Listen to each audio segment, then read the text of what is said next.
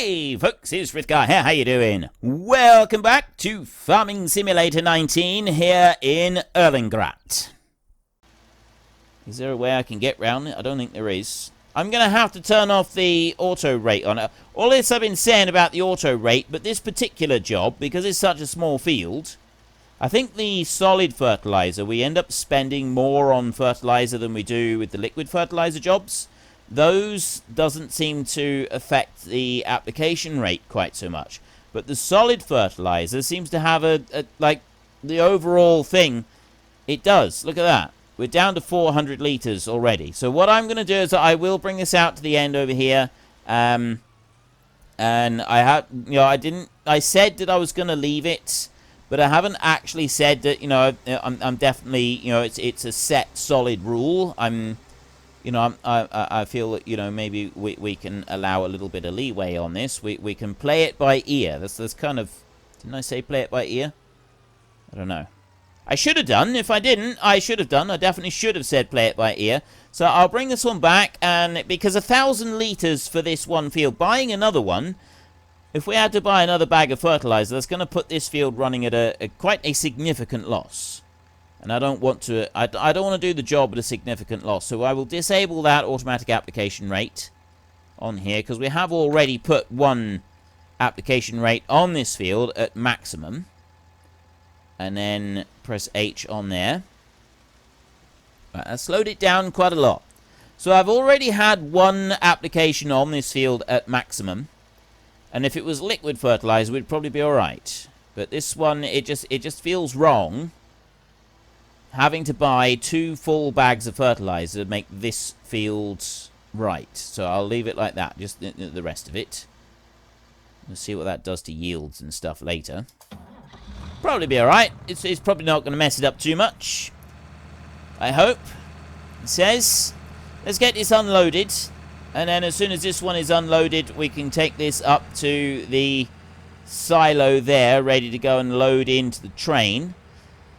And we'll see how much we get when we come back. We will... Well, there's easily going to be... Are we going to fill up another trailer? See, I don't know about that. I don't know if we're going to actually fill up another trailer or not. That combine's going to go up there. And turn himself round a bit, just here. And then we'll pull up alongside him. Alright, off we go. Are we going to get another full trailer on here? It should fill the combine up again without any trouble. Whether it's going to completely fill up the trailer a second time, I don't know. And that also means I'm not quite sure what we're going to get for, like, sending it off to Fellsborough. Do we want a full trailer load? Am I going to sort of work on assuming that we're going to get, say, 1.5 trailer? There's a full trailer. I'm already up to a full trailer. And actually, we come out this side. No. I go up that track right there, right through the middle, and I'm right against where I want to head anyway. I'm on a new recording session, and I just managed to catch the train just before it disappeared off to Fellsborough. So what I'm going to do is I'm going to reverse this train all the way back up the track to the grain silo. And for anybody that doesn't watch my other series, I hope you had a fantastic Christmas and New Year. We have just made the switch. I don't know what day this is actually going live. I think we're on like the 7th or the 8th or something like that. But anyway, I hope that you did have a wonderful Christmas and a wonderful New Year, and you basically just generally had a wonderful time. And also, happy new lockdown to anybody in the UK. We are now on a lockdown that's going to last until at least the middle of February. Chances are it's actually going to be longer than that. The latest report from some government official was that we could be doing this until March. Whether it's the middle of March or towards the end of March, I don't really know. But, yeah. So, not a lot's changed from last year at the moment. I hope you have a lot of fun with it.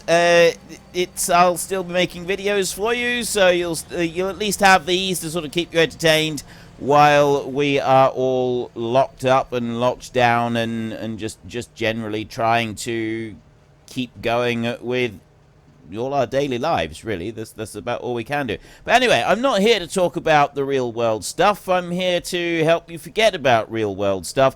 So that's what I'm going to do. I'm going to park the train up right there, and I'm going to leave it, and hopefully it won't start up again. You have decided that you have finished, except that you haven't finished. So I'm going to start you up again and let you go on a little bit further. You've finished the contract. You haven't quite finished fertilizing the field. Now, I have been warned, because I'm trying this now. I'm keeping the precision TLC. I'm not changing my mind on that one. But I have been warned that if you over-fertilize, you can also incur a bit of a penalty. As some people have done some testing, you cannot actually test ground that you don't own, regardless of whether you've got contracts on it or not. So we won't be able to do that, so we do literally have to do all of this as guesswork rather than anything else. That's fine. We'll work our way around that. We'll kind of figure that out. Now, we've got the combine here. The tractor, we're on our way over to go and tip that out. I just want to double check on the contracts over here. So we've got one field 12 there, and we've got fertilizing right there on field 5. Now, field 3 is a different person, though they also want fertilizer. Now, field 3 is there, the big field, and we've got 300 litres. So what I'll do is I'll bring this bit of fertilizer before I go and return it. I won't take it all the way back to the dealership. Instead, what we'll do is we'll come out onto the road over here, and we will drive in at the bottom end of the where the grain silo is, and then we can unload that bit of fertilizer there. I figure that's probably the safest thing, or safe. That's safe. It doesn't really need to be safe as such. That's probably the best idea. We'll bring this one in here like this, there, and we'll just turn off the indicator. We will unload. Okay, I didn't actually mean to dump it out in the field over there, but you know, we'll roll with that, and we will return this one right here. So if I take field 5 fertilizer and I collect that one, we're all done. So that was the 3,600 there. Then we've got fertilizing field 3, 21 and 10. That's spray jobs. Now, a few people have pointed out that yes, you can use any type of fertilizer for any type of fertilizing job. Yes, I know that. And when we get our own land and we're able to actually store our own machinery on the land, because at the moment we don't own any land, so we're not allowed to own any machinery because we've got nowhere to keep it. That's why we don't have any machinery at the moment. That is the reason for it. There's no sort of, there's nothing any more complicated than that. I've simply said if we don't own the land, then we don't have anywhere to put our machinery. We'll keep it as simple as that. Oh. I thought I'd be able to get out here. Apparently I'm not able to get out here. This road was put down as a red herring. Well, I find that rather distasteful. I don't like that. They put it there to fool us and made us look complete fools. I can squeeze out through here. I have done this before in real life, by the way. Oops, steady. I haven't done that.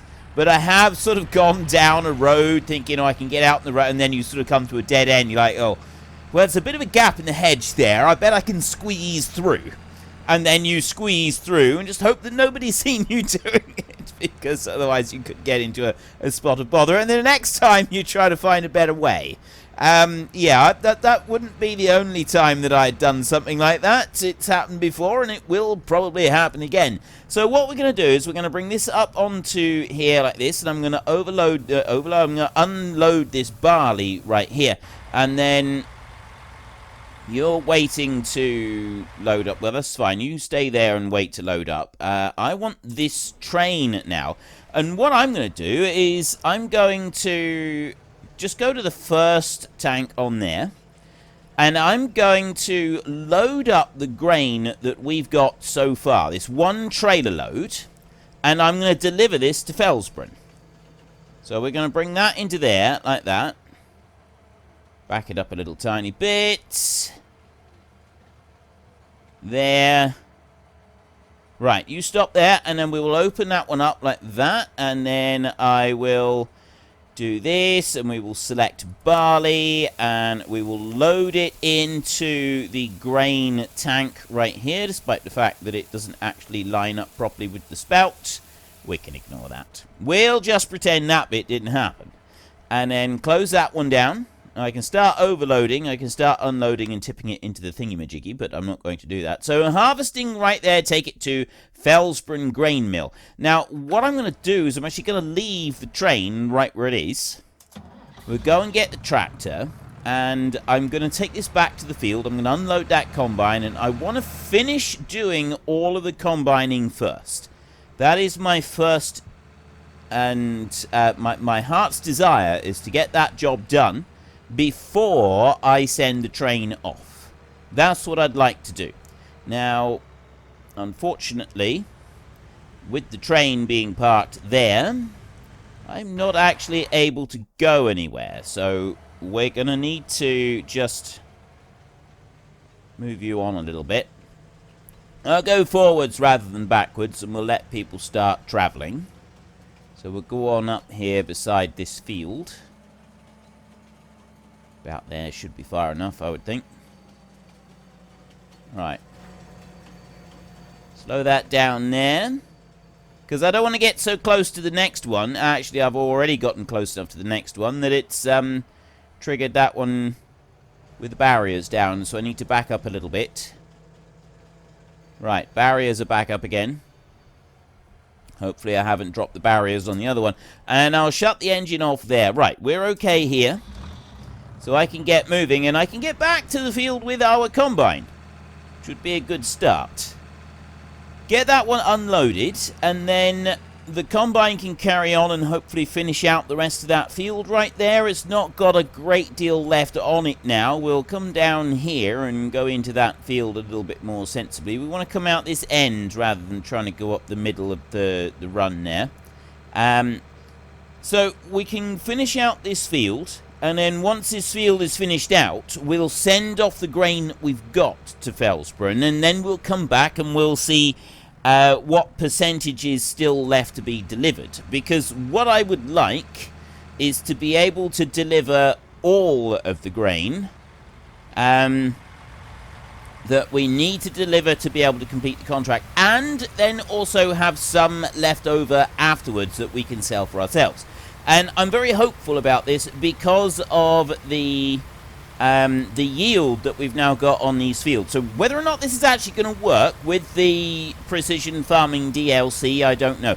If this doesn't work, if we definitely don't get the kind of return that I want, then I'll end up getting rid of the precision farming DLC.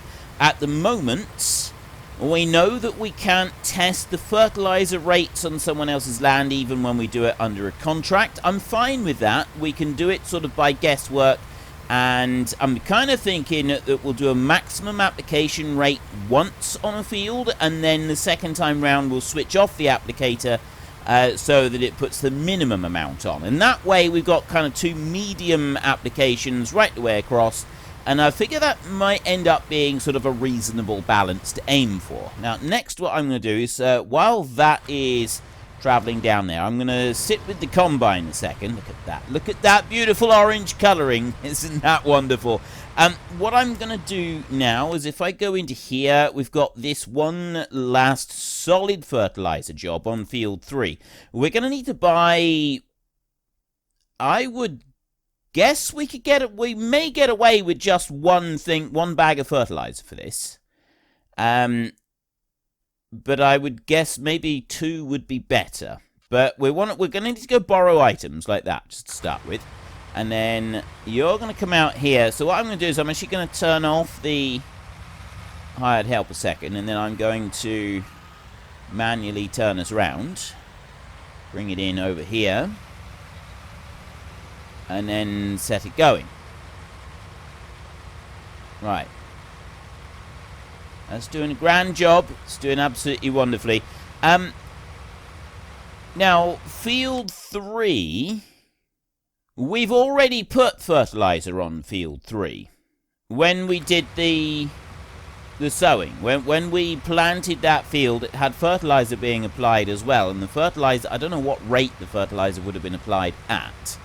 So I'm thinking that we can leave the application thing turned off so we don't need to put loads on. So 1 pallet of fertilizer should be enough to do everything that we need to do for field 3. So we're going to... Actually, I need to go there, don't I? And then big bags and scroll up through here. We want a bag of fertilizer. So I'll buy 1 bag. It's 1,000. I keep thinking it's 2,000. It's not. Liquid fertilizer is 2,000. That is only 1,000. So here's 1,000. We've got another 300 litres with the other bag, what was left over of it. That might be enough to do that field. Let's just finish this bit up a minute. All I want to do is just finish the actual cutting bits. And then we can sort of keep an eye like on here. This is now 83% complete on this job. I want to get this job completely completed. And then we'll send off some grain. Now, I'm thinking that we do want to go back up there and add maybe another 5,000 litres of grain to what's in the train. Maybe that would be a better option for us. I don't really know at the moment. I'm not quite sure how much I should be putting in there. I'll manually cut out this last little bit myself. Oops, no, I want to do it like that. There. Right, chop that bit out there. And I have now got all of the grain harvested from this field. We've got 21,000 litres on board the train, and we've got whatever is left in this trailer, which I will find out in a minute. Let's go and put you in there, like that. 21,000 litres on board the train, and on here we've got 14,300 litres exactly. So is that going to be enough for everything that we want? I can go... I could just go on to the next grain mill down there. That one actually might be quicker for us to get to, I think. I'll run out along this road and I will take... Oh, actually, I've got to sort of circle round. You know what? We'll get down here. Let's start heading down this way. I think it will end up being quicker if I go over to that grain mill over there and we deposit the grain silo. We put it into there, and then we can drive the train under and take another 4,300 litres. So we'll have 25,000 litres of grain on the train, and we'll have 10,000 litres left. That's the kind of ratio I want to put it at the moment. I'm pretty certain that's not going to be enough to complete the contract. We are going to have to catch the train when it comes back through again. But, you know, saying that, maybe we should just stick another 5,000 in there. We'll leave 5,000 in storage, or I'll try and leave 5,000 in this trailer. And then the rest of it, we'll dump it into the train and we'll send that off. And we'll see if that's enough. So 5,000 litres of grain being left over. That should be enough. That should be everything that we want, I think. I don't know. It's so difficult to kind of, like, judge it. And I don't like that Felsbrunn grain mill does, you know, it doesn't give you the extra money that's left over. I mean, see, I'm only assuming that. This is what I've been told. So I'm going to tip that out there. And I want to leave 5,000 in my trailer. 765. There, right. We got 5,300. Oh! Oh, yes! Oh, it's brilliant. Exactly 5,000. Oh, that is brilliant. I didn't think I'd do that. Right. So we drive you on down. We've got exactly 5,000 left in our trailer. And now we can find out how much we can get for selling all of our grain. So we go running on down here a minute. Just down this way. Start braking here, I think. It's a job. I mean, at least we do brake faster than the old train, like the train on FS19. That one, it used to take longer to go from full speed to a stop than this one does. This one stopped. This has actually got pretty good brakes on it. Right, we get to there. We'll open that one up. And this one lines up as well. Even better. Look at that. And I go into there. 9,299. Let's load that into here. There we go. We've got 30,000 litres here. And we've got 5,000 litres left in our trailer. So let's get going with this one. That's going to kick us out, and it should deliver it off. So I've got, at the moment, 84% complete on this little project. Hopefully, the 5,000 litres of grain that is left over right now is ours to sell as surplus to some other merchant. That's what we're aiming for. We want to sell that as a surplus to another merchant in order to be able to make a boatload of cash. Now, whether or not that is actually going to work remains to be seen. But we are about to, if I jump out here, is that going to send it off? Or have I got to actually drive it off the edge of the map?